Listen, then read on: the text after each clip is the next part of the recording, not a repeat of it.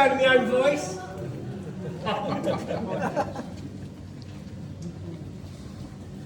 Is that it? We've got any latecomers, you know? Getting a bit, you know. So, bit of housekeeping. It is a brewery. There are some grates on the floor. It might be damp, it might fall over. Where's the fire exit? Fire exit over there. And if I shout fire, don't shoot. It means there's a fire. And then we'll go out there and we might get a quick pint before the fireman gets in. So, And drinks all of it. leg it out there, yeah. I'll do a head count, obviously. So, Risk assessment. who knows what goes in beer? 4 ingredients I want, just 4. Liquor, nice one. Is that it? Barley. Malt. Love, there's 5 things.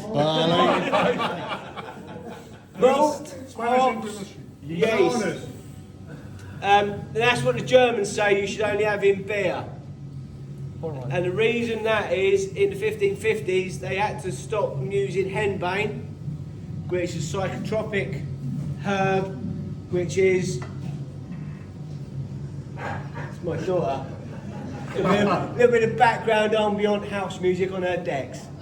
So, it's an uplifting herb, it's an aphrodisiac. If you overdo it, can bring on manic episodes and extreme terror, very rarely death. So, they had to stop them going crazy. 500 years ago, and they still stop them going crazy. You can't buy henbane unless you buy it off of a registered herbalist, and it does taste quite nice. So, it's nothing you can brew commercially, but I can take a little bit out of my wart and experiment with these things. I have got a friend who is a registered herbalist and all of that sort of stuff, so yeah, we can get to that later. So, we start off with what we do is I am looking for 65.5 degrees stand temperature in the bottom of my mash tub, which has these in the bottom of them, which if you see, we've got loads of holes in. Some of them have mash tub plates, have tiny little round holes. I prefer the grids there, which I've used in a couple of other breweries, and we swapped one over and it made a lot of difference on the extract. So, to get my mash at 65.5 degrees stand temperature, quite easy, because you've got the temperature of your liquor, which is what's eventually going to turn into beer, and the temperature of my bags of barley, which are all in the back of the van because I had a bit of a tidy up yesterday and a lot of rubbish went in the back of the van, so it's not usually this tidy. So basically I'll take the temperature of my malt, I've got the temperature of my liquor, and then it's just the mixture I do will give me my stand temperature of 65.5 degrees. The reason it's 65.5 degrees is that's what temperature will release me my fermentable sugars. If it's a bit hot, it might release me a load of sugars that aren't fermentable, which means at the end of the fermentation you'll get a stuck mash, which will be a nightmare because it'll appear great, you'll tap a cask and within 24 hours it's flat and buggered.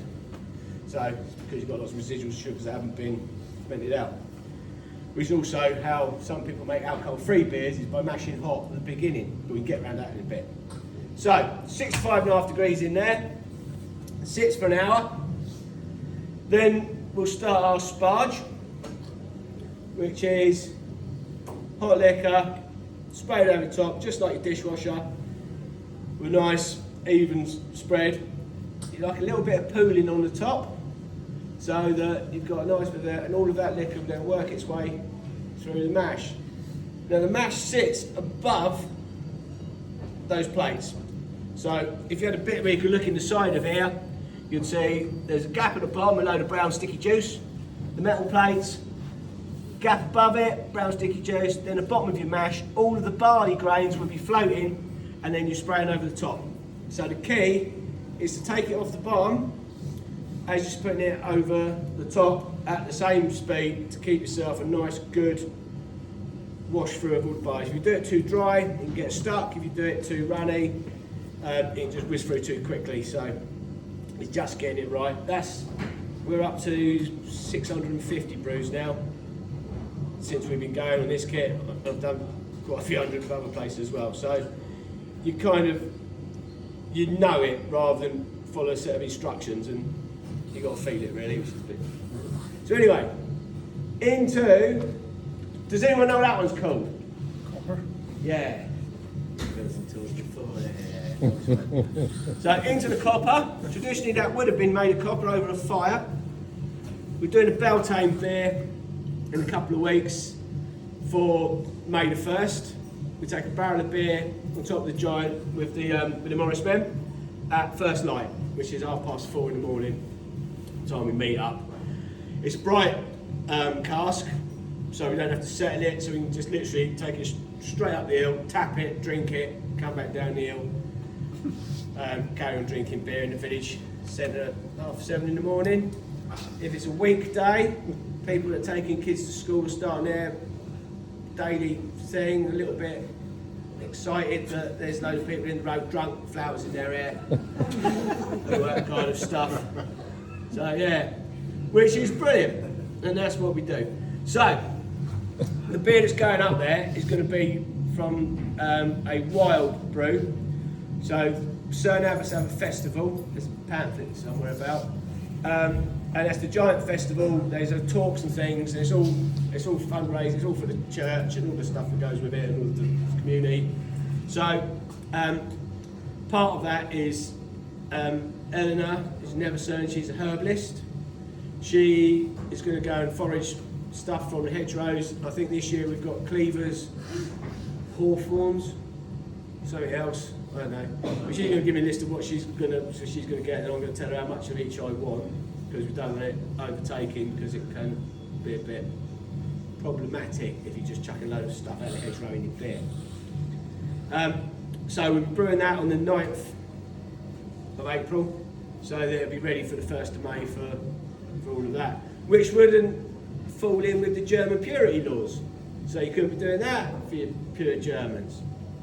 So anyway, working out how much barley goes in here, of how much liquor goes through it, will give us how much volume we've got in the copper. And you'll notice there's a tape measure on the back of the filters, so we'll set how much wort we're going to end up with.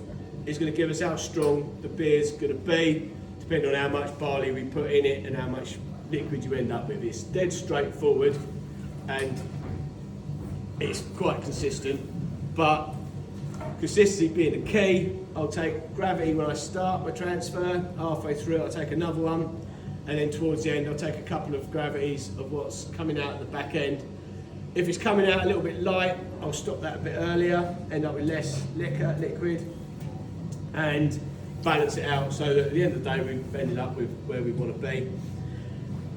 If it is a little bit on the light side, thinking, oh, we've got to make this a bit stronger, we'll take the lids off, and I call it the Flying Scotsman, and we just boil with the lid off. We'll lose water in steam, which will then bring your volume down, and likewise, if it's a little bit on the stronger side, you can liquor it back before you boil it.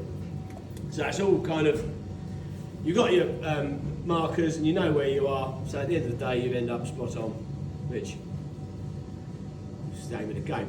So, once it's come up to the boil, what happens? That was a question, you not a bit quiet. With your hops? Yes. And your first hops are your bittering hops. Guess what they do?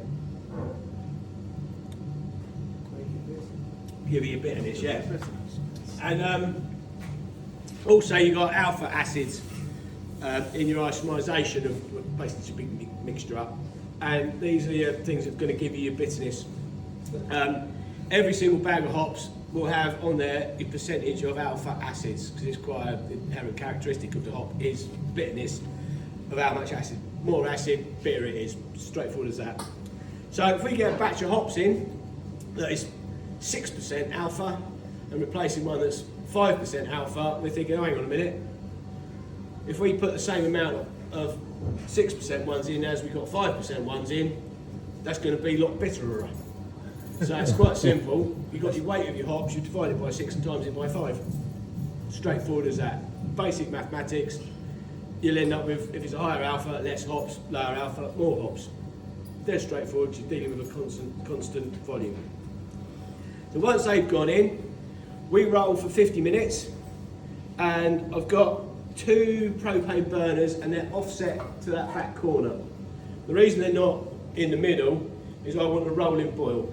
I want it, you've got convex, isn't it?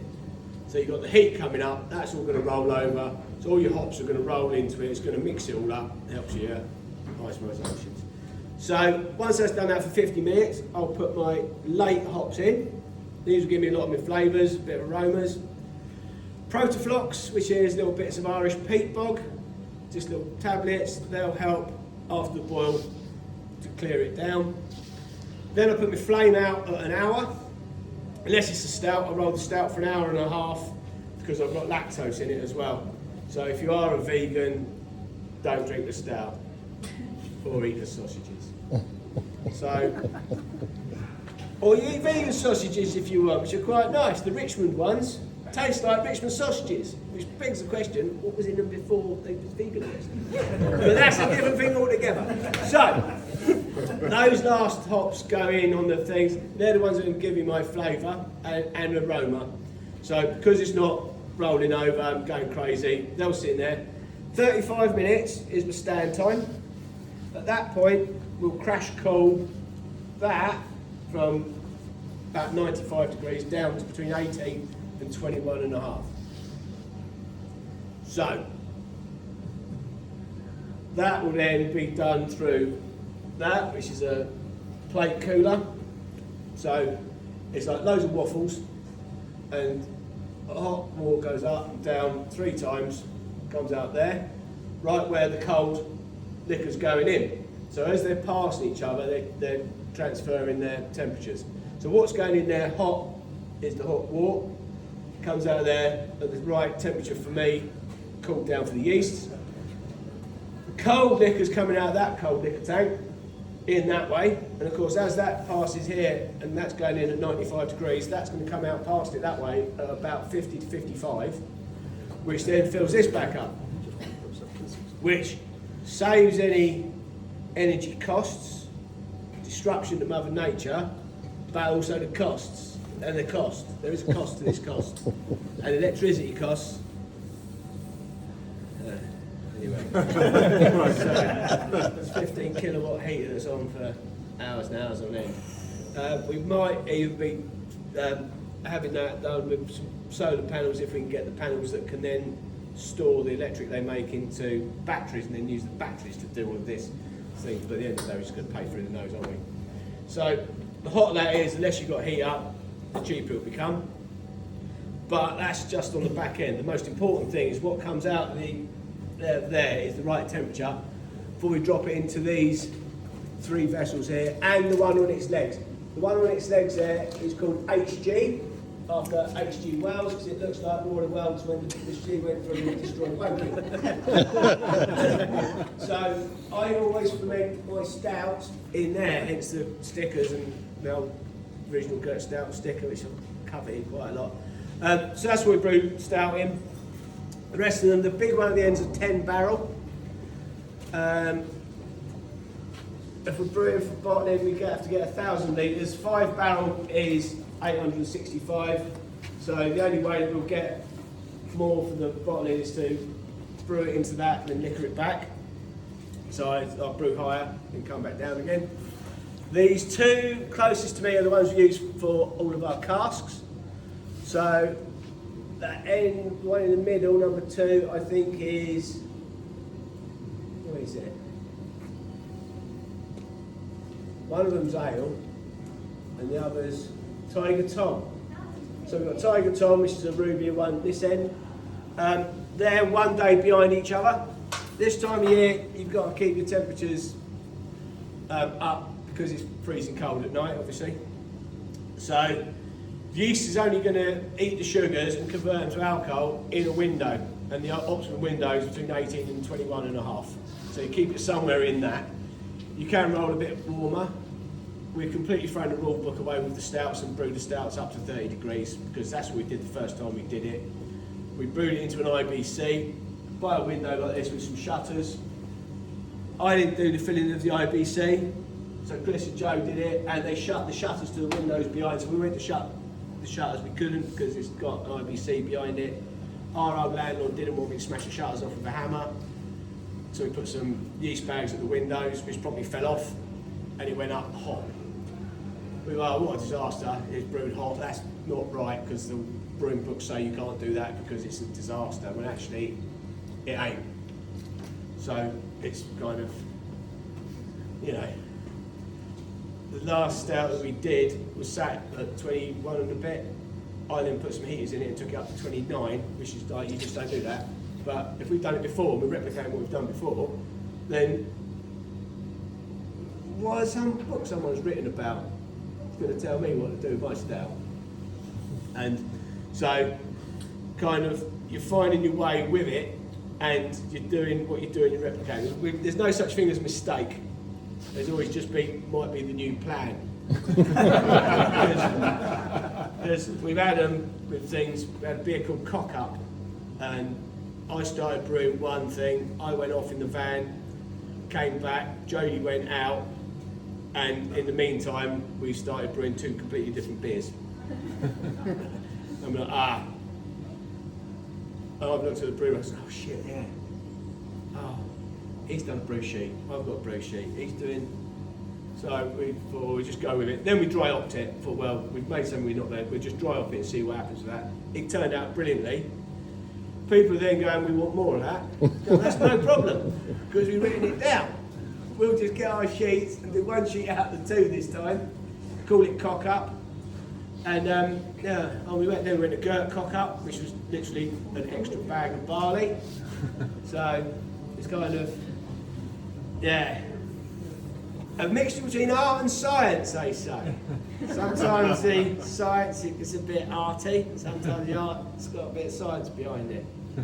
So once it's all sat in there for the day and we've pitched our yeast, I use a powdered yeast through the summer, because I want the consistency. In the winter, I am repropagating some of my yeasts up to about third or fourth generation. I don't like to acid wash my yeast because I don't want to put carbacteric acid in my beer. A bit old fashioned like that. Our barley is all organic barley grown by Will Best, because there's no glyphosates, Roundup sprayed on the barley, so it goes through the combine a bit easier. Why would you put weed killer on your barley, then cut it and then make beer with it? Surely, don't put the weed killer on the barley, is a lot better. So that's the way that we like to do things with that. Will's getting a decent yield per acre, doing it the way he's doing it, and he won the county show last time it was on with his malting barley. So yeah, it's probably the big agri way of doing the malting and stuff isn't really for us. It's all malted down at Warminster Maltings, traditional floor maltsters, and that's just keeping it real. Barley's grown down there. The water we're using is out the borehole, which is a well. We're obviously on chalk, but through this valley there's a big belt of green sand that goes up to Wincanton past Minturn. And if you went through on the road to Sherburn a couple of 3 months ago, he's had a bit of a landslide, and everything that spewed out into the road was bright green sand, which I was quite excited about. I've stopped and got out and had a bit of it all, and it is bright green. So that's all what the water's being filtered with. Come through it. We have put on the back of one of the bottles that it's water that's been passed by the Cerne Abbas Giant.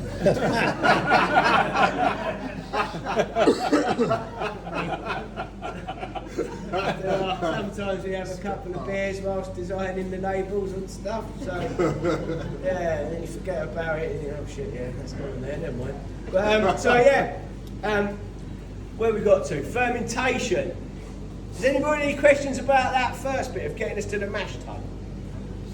Excellent. Right, so in the fermentation vessels, you've got your yeast that's gone in.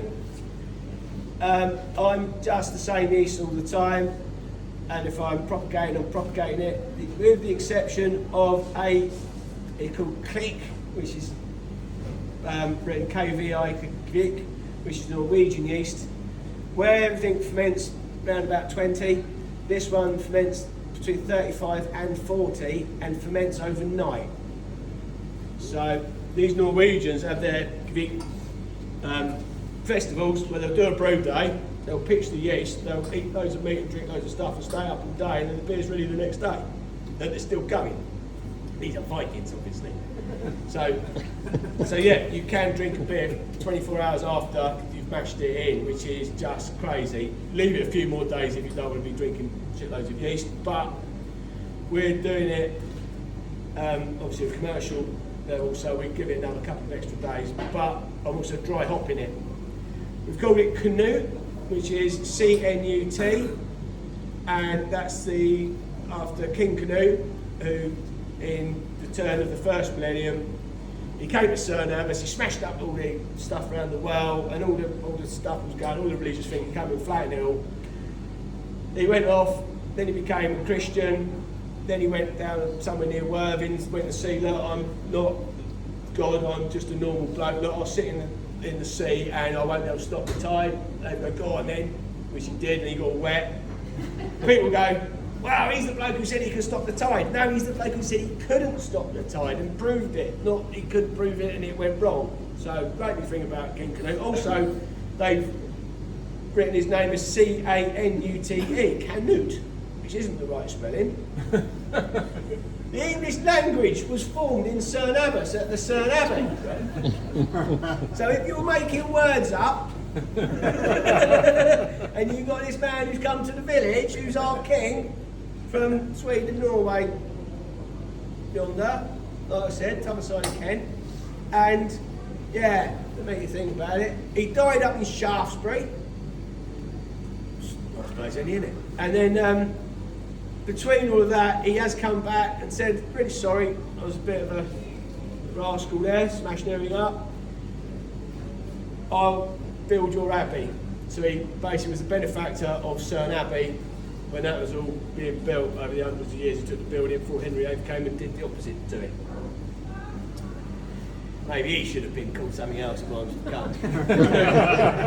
So anyway, we're brewing that beer with the Vic yeast, but other than that, it's all US05, which is fermentis.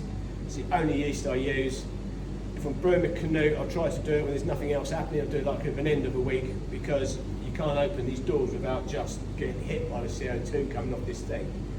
It's mental. The first time we did it, I got up a couple of times in the night. My missus was going, what's the matter with you? I can't, I'm just worried about it. So if you're worried about it, it's just downstairs. Go and have a look at it, and then go to sleep. Stop twitching. All right, so I've come down there with pants and looked, and it was incredible. Absolutely, it's looked like it's like a lava lamp. It's all just kind of turning in and all on itself. Took a gravity in the middle of the night, and it was halfway there. I'm like, this is going to be ready in the morning. And then you can smell it before I got in here. Jodie couldn't believe what actually happened. He'd gone home to, like, we've just done transfer to, I'm now putting the cooling on it. So yeah, great fun with all that, but obviously consistency's been key. So I'll know where my gravity that I'll start at. If I've got a target of 1047 and it's coming at 1047 and a half, I know that if my finished target is 1012, I'll finish at 1012 and a half. So the difference between the 2 points is your alcohol by volume, and they're going to be in that window. So you've got a little bit of tolerance at the beginning and the end. If you make sure the two are the same, you're laughing. So once it's finished its fermentation to where I want it to be, I'll crash cool it, because the yeast don't eat any sugars below 17 degrees-ish. So once you put your chillers on, the yeast will go, well, we've had enough eating now, we'll stop. Then it'll drop down to the bottom. They're also getting quite tired, and where you've got a chain of sugars, you don't know because they're in a chain, they'll eat them. And it's a bit like if you've got leaves on a tree and stuff that eats all the green bits, you can end up with just little sticks and stuff left. It's done that to the sugars. So they're getting tired towards the end anyway, so stopping them is not a problem because they've got a belly full. They'll drop out, These yeast I can then pitch into the next one. I'll check a viability on the microscopes. This is easy, just with a little bit of methylene blue. How many cells are blue ones? Is the dead ones, the ones that aren't fermentated by the things are alive. You know what your percentage is and you know how much you're going to pitch in. So once that's done that, I then take mine into conditioning tanks, which are the silver one with the pipes over and the old Scottish and Newcastle one, which is the white one.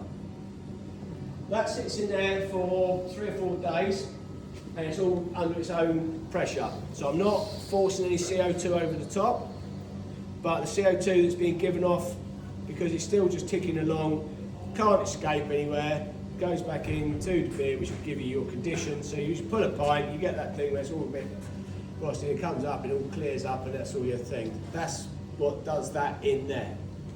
Where did Darren? He looked like he was going to come in then. He missed it. Shall I start again for him? So anyway, it sits in there. Once it's sat in there, I'll transfer it into a cask, which we all know how a cask works. Because it's bellied out like that and it's on its side, when you put the finings in, it will drop the yeast out. If you don't want to put the finings in, you can give it a little bit longer, it will drop out. If we hold it in there a little bit longer, we can drop some more yeast out of it because the pressure at the top will push the yeast down. Our beers are generally quite nice condition. We don't get anything that's too dead. I'm convinced it's because we're doing it that way. The other thing is, because it's all temperature controlled and you want the yeast, might want to liven it up a bit, switch your cooling off, temperature will come up, the yeast get a little bit more active, which gives it more condition. So you're dealing with a live thing all the time. Obviously your CAMRA, I don't do keg, but some beers that will go into kegs are exactly the same as what's gone into the cask. They're not forced in with CO2s, they're going in their own things. Some people push a bit of carbon dioxide into it, some people have cold beers, some people have fizzy beers. It's not a thing I do, so I've abandoned that plan. A lot of people said, well, if you do kegs, you do smaller amounts, and because you forced it with CO2, that smaller amount of beer will then last longer. And I'm going, well, why don't I make customers then, are they? I don't want to go into someone that's not turning beer over. You'd rather have someone have a small amount that turns it over in a tin, so I do these in 4.5 gallon as opposed to 9, that will turn it over quickly. I'd rather see a pub have 1 decent beer on than 4 bad ones, all the same thing, or even a couple great ones, but just, you know, some people try to do too much, and it falls flat on its arse. Surely you've got to work out, start with the beer and then everything else sort of goes in and sort of around it, like how many people you've got, then how much beer you've got, rather than trying to take it all over and cock it all up. We do pour beers away. We'll get to these casks, that's no good, just let it go. With beer duty is a pain in the arse because it's just a nightmare because so much money. But I'll only declare what goes out the door or what I've got sold. If I'm pouring some to the drain, I'll do it. My bookkeeper tried to do it all through sales and stuff, which costs us a fortune, but no, we're going straight back into what we rack. We pay the duty on that. It's dead simple every month. If you put your duty return in after midnight, it's £250 fine. If you pay it after midnight, it's another £250 fine, non-negotiable. So we are on the front line of the recovery of the economy of the country. And if the brewing industry is doing well, then the economy will be doing well, which means they want us to drink more beer. Oh, wow. Which is why they're saying the beer duty is frozen and they're trying to do all the good cuddly bits of drink more beer and that woolly-headed ferret-faced wazzer and his mates in Westminster and all that nonsense with him. That's the fella from Wetherspoons, by the way. Yeah. And all of that incentives that they've done to get us drinking more beer means drink more beer, get more money, the economy's doing great. So drink your way out of this. Yeah. We're going to try. Purely, We're going to try. Purely for the good of the country, you know. But it's yeah. So it's kind of, and because we're on the hook, we've got to do it. So I had our MP down here, and said to him, how's this all going to work? Because the whole country's now sat in their back gardens, they've built pubs in their sheds, everyone's having a great time, they get most of their wages and stuff, but where's this money going to come from then? Where's it going? It's got to come back in at some point. And I'm tied into you guys on the beer duty, the corporation tax this year, obviously PAYEs and the VAT. And there's no way out of it. And you're going to raise the prices, aren't you? Which you wouldn't answer me. So we know it's going to happen. We are licensed. Part of the license is the fact that you self-regulate, so you've got to do it right. If you don't, you get caught. That's the end of it. So yeah, it's been a challenge, but having people here has helped. We built that tap room during lockdown. I don't know if any of you have been in the barn opposite. We've had music festivals last year, 500 people, going absolutely crazy. Oktoberfest. Oktoberfest, yeah, we had a German beer festival, German sausages. That was quite an unusual thing in August. But of course I brewed some beers with German malts and German hops and did the thing, so we got some beers in from Beers of Germany, black forest beers, basically where we get our beer bottled up on the back of Andwell Brewery. The guy next door to it, Sandy, he's the importer from Germany because he stopped for a while. So it made sense that when we got there, we'd drop our beer up to get it bottled, and bring a pallet back, might as well bring a load of kegs back from him, sell it, take him his kegs back, everyone's done great, and everyone's had German beer, black lagers and stuff like that. But of course we brewed our ginger house, H-A-U-S, the German spelling ginger house beer, and that was like basically our ginger fox with about 6%. What was the other one called? A smoked beer, Rausch beer. Oh, man. Smoked barley. Is that Bamberg malt, isn't it? Absolutely, yeah. Fireman's in Bamberg, all smoked over the beach chips. Axel, who's the guy who gets around the country, he's a lovely fella. And so we, so we brewed with that, and then that was with Mittelfruit, German hops. And then the other one I do is Lebelski, the big Lebelski, and that is half